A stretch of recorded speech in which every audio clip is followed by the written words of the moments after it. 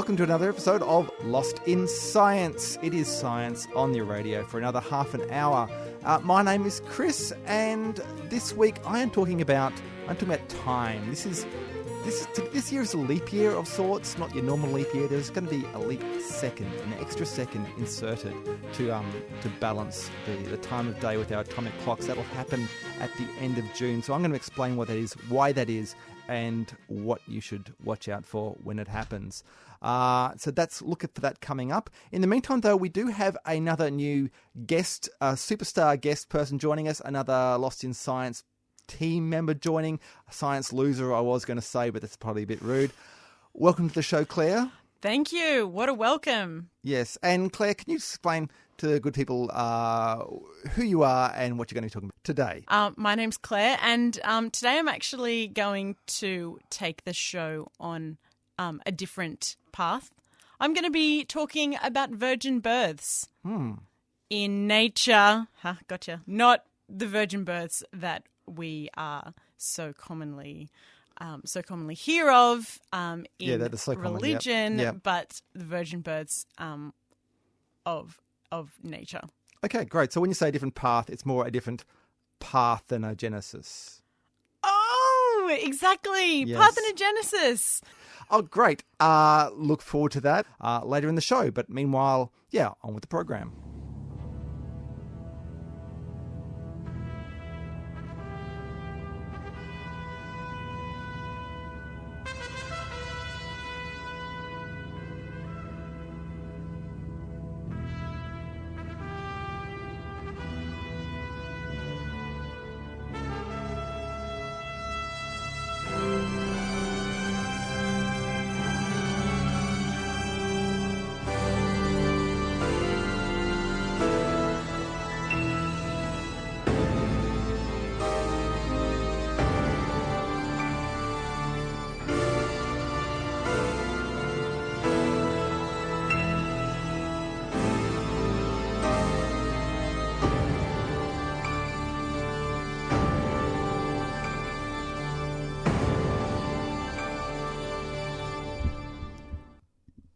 Okay, you are listening to Lost in Science. My name is Chris, and look, I don't want to alarm you, but time is in flux. Time is changing. Oh, really? Right now?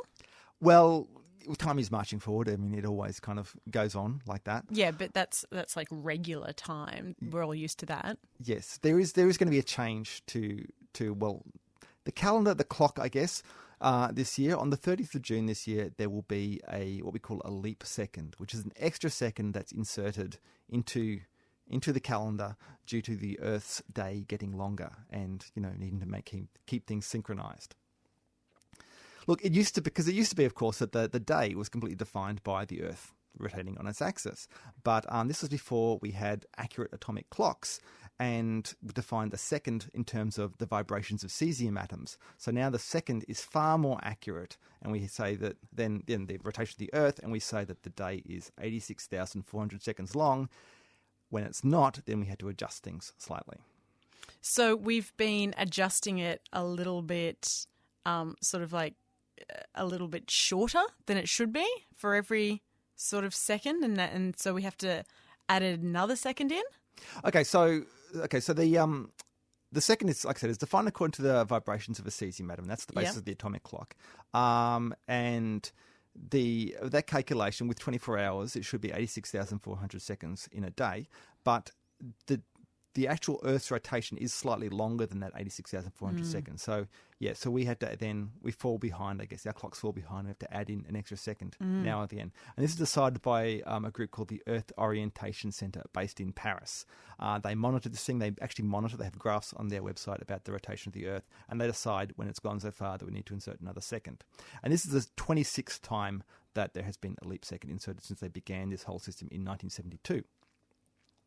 Look, it does sound alarming, I've got to admit, that the idea that the Earth's rotation is changing, but apparently it's quite common. The Earth's rotation fluctuates a lot. The biggest effect that you would see on a daily basis is just the wind. Really? Yeah. It can affect the Earth's rotation by how much? Well, a bit. It's sort of like it's wiggling up and down. So the like if the wind is all blowing kind of from west to east, that kind of takes away some of the angular momentum of the Earth, and so the solid part, the ground, slows down a little bit. And then the wind is going the other direction, or it slows down, then the ground speeds up again. So that's kind of the biggest effect that you'll see it's on like a daily the basis. Earth having like a tailwind or a headwind. Yeah, something like that, yeah. But there are other effects as well, like there's apparently what's called a decade-long fluctuation, or roughly about a decade, that's due to the Earth's core rotating at different speeds. And of course, the Earth's core is embedded in molten rock, so it kind of wobbles around in the middle of the Earth like that. There is also things like continental drift has an effect. Earthquakes can shake things up a bit and make the Earth go faster or slower. Changes in the polar ice caps because you've got more mass at the poles. And even apparently after the last ice age, is when there was glaciers all over particularly in the northern hemisphere and over the continents, and that has receded, then the continents are still springing back, like they're sort of rising up after having the weight of the ice on them, and this is causing there to be more mass sort of towards the poles.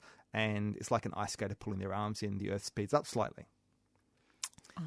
So that is some of the effects. However, the effect that I'm talking about here today is, in fact, of the Earth slowing down. And this is kind of the big, long trend that you saw. And this is due to the moon. Yeah. So you know how tides work? The moon pulls kind of the water towards it and creates this tidal bulge. Yeah. Right? So it's crazy. It is. Well, it's crazy. It's been going on for a long time, though. Yeah. I'm kind of used to it.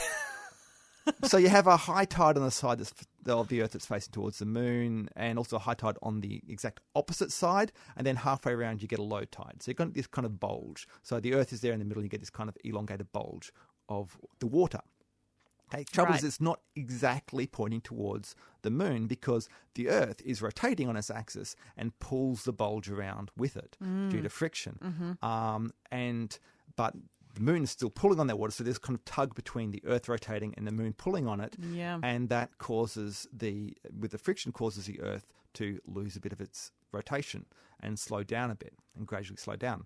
At the same time, what's happening there is that the Earth is also pulling the water around, is also pulling on the moon, which actually speeds the moon up a bit. And then the moon gradually goes into a higher orbit, a higher energy orbit, and so the moon is gradually drifting away from the Earth as well. But this phenomenon is called tidal locking. This happens, of course, would happen a lot quicker if the Earth was smaller. And in fact, this is what happened to the moon back in its early days. There is a reason why the moon always has the same face pointing towards us. It's because it had this effect on it, this tidal effect on it in its early days. And so it was made to synchronize its rotation with its orbit around the Earth. And yeah, eventually, if there was enough time, it would slow down enough so that essentially a day would be a month long. Now, at the rate we're going, we're losing about 2.3 milliseconds per century. The day is getting 2.3 milliseconds longer per century. So it's actually a fairly slow process. I've done some calculations. Figuring it would take about 1 trillion years for us to slow down the day to be a month long. And considering that the Earth is going to be eaten by the sun in about 4.5 billion years, I don't think we need to worry about that. We do have very accurate atomic clocks. We also have computers that need accurate time. And so this losing a second here and there is actually a big deal. And there is a proposal at the moment from the International Telecommunications Union to abolish leap seconds.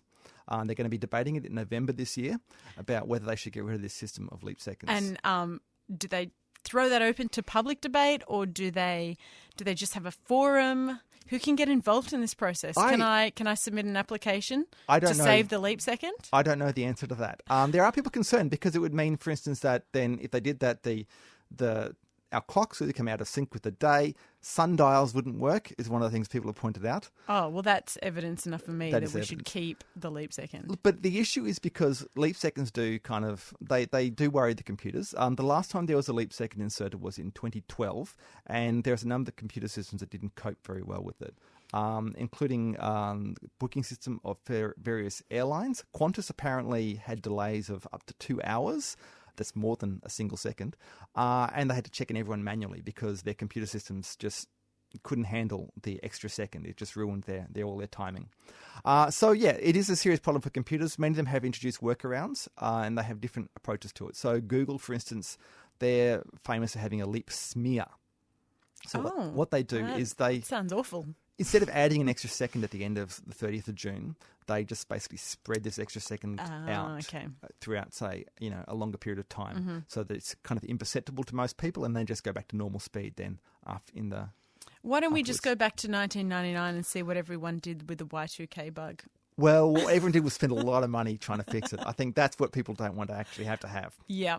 So, look, the other thing about how the computers handle it, I guess, and probably what I'm interested in personally, is that how do you actually see it? Can you actually switch on your computer at, midnight on the 30th of June and see the clock go to 60 seconds? Instead of going to 59 to 0, will it go to 60? The answer, I haven't been able to get a solid answer to this. I think the way that most computer systems deal with it, they try to avoid doing that. I can't figure out. Microsoft, I think, do a situation where they sync the computer after the event, so it'll just continue as normal, and next time they sync the time, then they will adjust it. So, look, I can tell you that there are clocks out there that, based on the last leap second, that did show the 60 seconds. It looks like possibly the official US time, which is the website time.gov, if you type that into your computer. That, I think, last time had the 60 seconds on there. So that might be a good one to watch on the night of midnight on June the 30th. But certainly an exciting time, because when are you going to see this? This is 60 seconds. What are you going to do with your extra second? Oh, look, I might have a sleep in. That's what I do normally, and with these kind of daylight savings time. But it's just so much, isn't it? So much potential. So much potential. Whatever happens in that extra Whole second second of doesn't potential. count. Yeah. So look out for that end of June, and watch the clocks not tick over as you expect. I can't wait.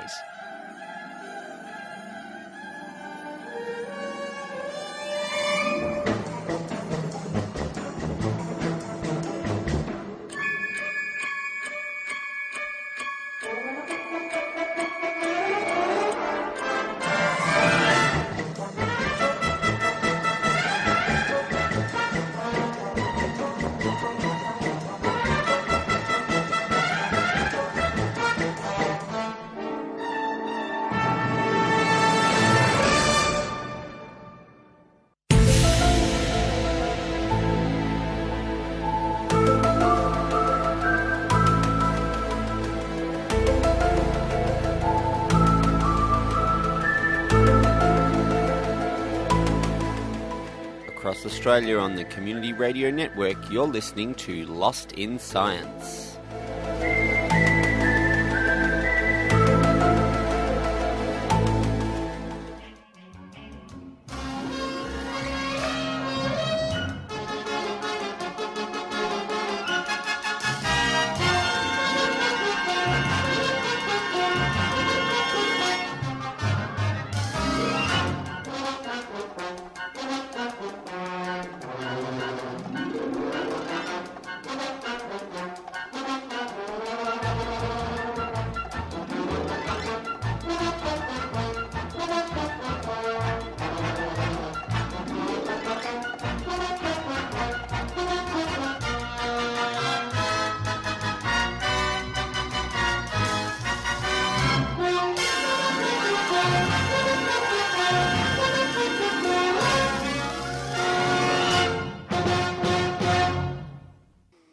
So, Chris, I brought you a story today about a virgin birth, and it's the virgin birth of not little baby Jesus, but a virgin birth of something much more exciting. So not Christmas in June? No, it's not Christmas in June. It is the birth of a sawfish that only has a mother. It has no father. But before I go into that anymore, I'll explain a little bit more about what I mean by a virgin birth in the non-religious sense, in the scientific sense. So in Greek, a virgin birth actually translates to parthenogenesis. And parthenogenesis is a scientific term that probably a lot of people have heard about before. I know you have heard about it before. Mm-hmm. Yeah. And really it's just a type of asexual reproduction. So an embryo can grow and develop from an egg without there ever being any fertilization from sperm. In fact, there's no sperm ever needed to grow an organism through parthenogenesis. Is this happening in creatures that would otherwise be expected to have sexual reproduction? That's correct. Yeah, it can occur naturally in plants. It's pretty widespread in some invertebrates. Nematodes. Yep. Everyone loves a nematode. Well, they can reproduce sexually and asexually. Fleas, scorpions, bees, stick insects, and wasps. Right. That's just the sort of invertebrate group of animals that can reproduce via parthenogenesis. For example, I don't know if you've ever seen a spiny stick insect.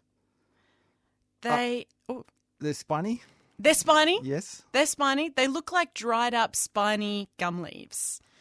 And you see them on trees. Yes, I have seen them, yes. Yeah, Yep. yeah. They sort of shake in the wind and they're on gum trees. They're pretty amazing creatures. They use parthenogenesis, or this asexual reproduction, interspersed with sexual reproduction to make their babies. So when there are lots of male spiny leaf insects around, they reproduce sexually. Mm-hmm. But when there aren't so many male spiny leaf insects around, the ladies produce their own embryos from just the DNA in their eggs. So this is called facultative parthenogenesis because the animal can switch between the two types of reproduction. So both the sexual and the asexual reproduction. So just a matter of convenience. Exactly. Yep. Yeah. Based on what's happening in the environment at the time. Mm-hmm. And opportunity. Right. Yep. So that's invertebrates. And we know some unusual stuff happens in the invertebrate kingdom in terms of reproduction. There's some strange stuff going on there. I don't want to know about it, but yeah. All right. Okay. Well, this parthenogenesis also happens in vertebrates. Well, I mean, because it is, when you're thinking about something like a spiny stick insect that's basically barely more than a stick, then it is fairly easy to accept. But so you're saying that vertebrates, animals with a backbone. Animals with a backbone can and have been documented as reproducing this way as well. So things like lizards, fish, amphibians, and even strangely enough, turkeys on occasion have been found to reproduce via parthenogenesis. Yes, it's really strange. Yeah. So one example that I really want to talk about is this amazing little gecko. It's called the mourning gecko. Mm-hmm. It's adopted the life strategy of being parthenogenic full time. All right. Yeah, so that's what's called an obligate parthenogenic animal. Okay, an obligate so it's obligated to do that. To do that, yeah. Yep. It doesn't have the choice whether it wants to reproduce sexually or asexually. So if you start putting the dots together, you can sort of see that this species has completely done away with one sex of their species, which is the males. Yeah, it's solely made up of females. There's always the males they get rid of first, yeah. Well, that's because you've got an X and a Y chromosome, unfortunately. And can't lay eggs. Yeah. I'm sorry. But the females in this species reproduce in this amazing way. They've done away with the males, but when they go to reproduce, they engage in something called pseudocopulation. And this is pretty much when two female geckos get together, they hump one another to the point where they both produce eggs which are self-fertilized. They both of them do it? Yeah. Right, okay. They both sort of hump each other, and then that creates some sort of hormonal cascading effect that releases an egg which then self-fertilizes. And through this sort of simulated sex, they can produce healthy offspring. Which I don't want to get into the detail of this too much. I guess the nitty gritty of it. But I'm curious. So when you say they're fertilized, is it the egg is produced with half the chromosomes and then is fertilized, or is it produced with a full complement of chromosomes? It's produced with half of the chromosomes that come from the egg, and then those chromosomes are then doubled. Okay. Yeah. So they're not genetically identical to their mothers. Oh. Yeah. It's just that the egg, which has half the complement of the mother's chromosomes, are then doubled. and then they produce an offspring. So they're almost clones, but they're only clones of half of the mother's genetic material. Okay. The next generation then would be exactly the same as that subsequent But generation. then the next... not necessarily. Okay. Yeah. Right.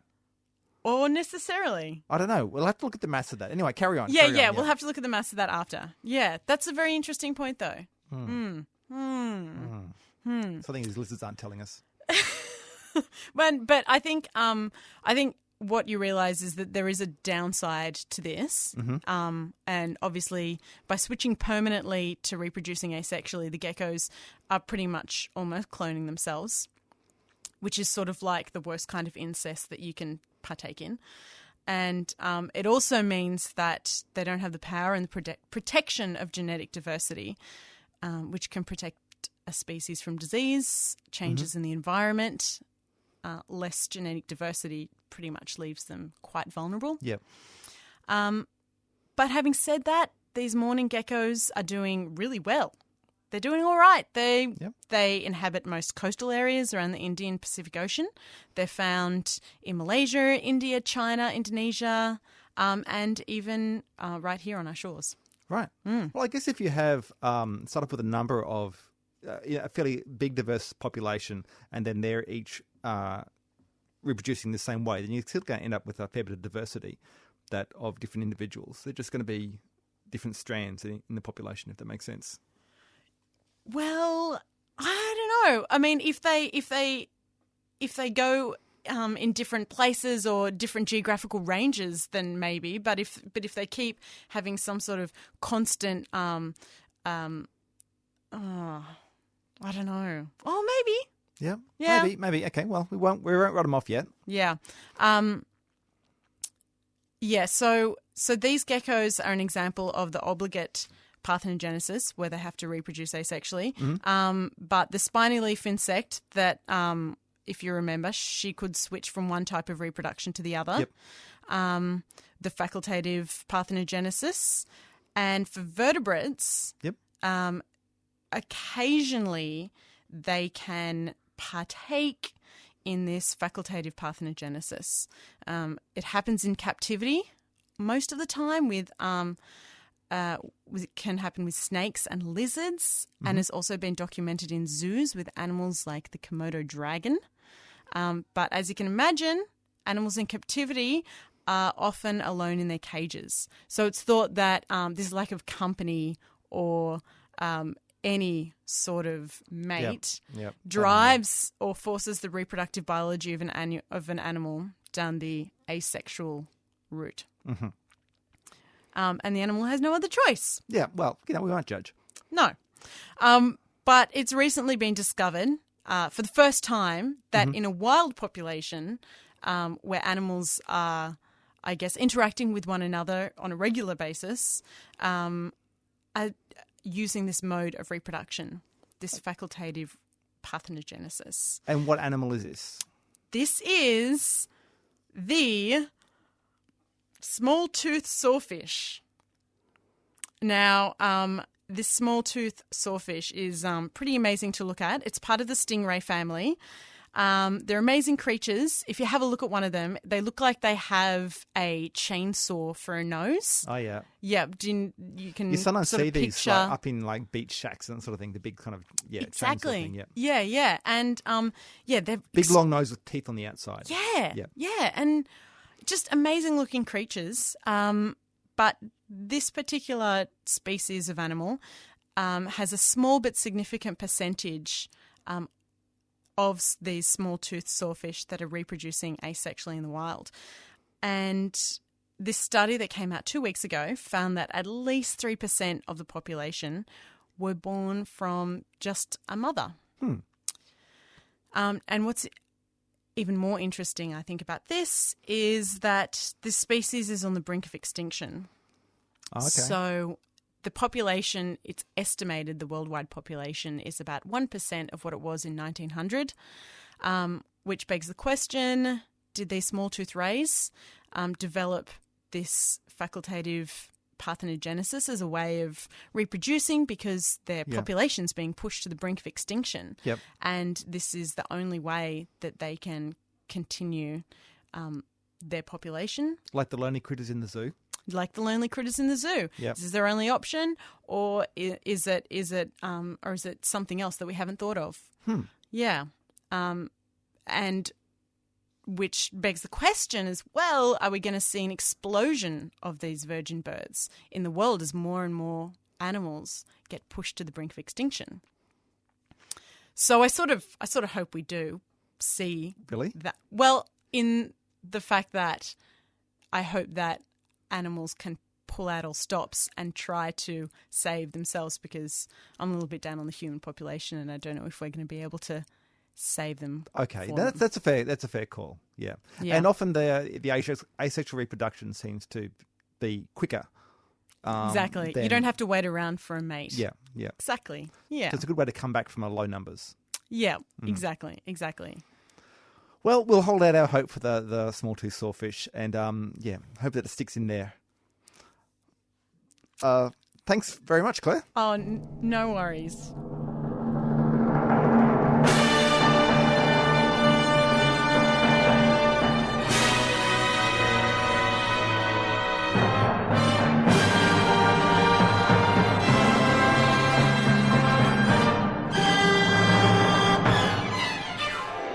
Well, we've come to the end of another episode of Lost in Science on the Community Radio Network. Thanks for joining us. If you'd like to get in touch with us, you can email us at lostinsci@gmail.com, or you can leave a comment on our blog, which is lostinscience.wordpress.com. And we're also on Facebook and Twitter if you want to look for us there. Lost in Science is recorded at the studios of 3CR in Melbourne and broadcast across Australia on the Community Radio Network with the financial assistance of the Community Broadcasting Foundation. If that's not enough information, you can tune in again next week when Chris and Stuart get Lost in Science!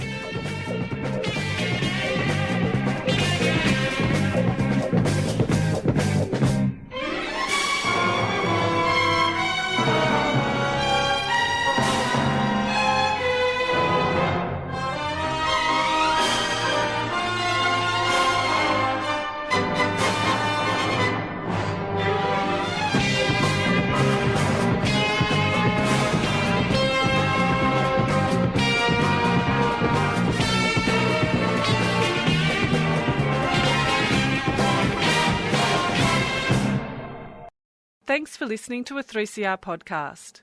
3CR is an independent community radio station based in Melbourne, Australia. We need your financial support to keep going. Go to www.3cr.org.au for more information and to donate online.